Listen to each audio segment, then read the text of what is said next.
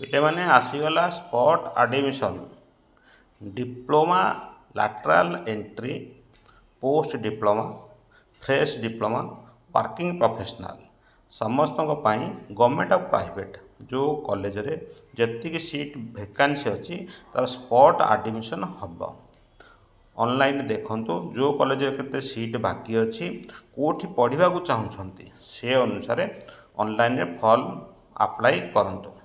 Lateral entry ପାଇଁ form apply କରିବେ 27 ତାରିଖରେ 27/7 9/8 ପର୍ଯ୍ୟନ୍ତ। ଡିପ୍ଲୋମା ଇଞ୍ଜିନିୟରିଂ ଯେଉଁଟା ନନ୍ ଇଞ୍ଜିନିୟରିଂ କି ଫ୍ରେଶ୍ 5/8/2024 21/8/2024 ଅନଲାଇନ୍ ଆପ୍ଲାଏ କରିପାରିବେ।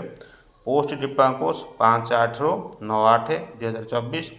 ଡିପ୍ଲୋମା ଇଞ୍ଜିନିୟରିଂ ଯେଉଁଟା ୱାର୍କିଂ ପ୍ରଫେସନାଲ୍ 15/8/2024 23/8/2024 ପର୍ଯ୍ୟନ୍ତ ଅନଲାଇନ୍ ଆପ୍ଲାଏ କରିବେ। ଏବଂ ସ୍ପଟ୍ ଆଡ଼ମିସନ୍ ପାଇଁ ଡେଟ୍ ସାଇଡ଼୍ରେ ଦେଇଦେଇଛି ଦେଖ ହେଲା, ସେଇ ଡେଟ୍ରେ ସ୍ପଟ୍ ଆଡ଼ମିସନ୍ ଡେଟ୍ ଦେଇଦେଇଛି। ଏ ଡେଟ୍ରେ ଆଡ଼ମିସନ୍ ହେବ, ଏଇଟା ଦେଇଦେଇଛି ଅନଲାଇନ୍ ଆପ୍ଲାଏ କରିବା ପାଇଁ ଡେଟ୍ ହେଲା। ଏଇଟା ସାମ୍ସ ଜରିଆରେ ଆଡ଼ମିସନ୍ କରିବେ। samsodisha.gov.in এই ওয়েবসাইটে ଯାଇକି ଦେଖ, এই ওয়েবসাইটে ଅନଲାଇନ୍ ଆପ୍ଲାଏ କର। ଏଠି ଡେଟ୍ ଦେଇଦେଇଛି, ଆଡ଼ମିସନ୍ ଡେଟ୍ ଦେଇଦେଇଛି। ଯେଉଁ ପିଲାମାନେ ଚାହୁଁଛନ୍ତି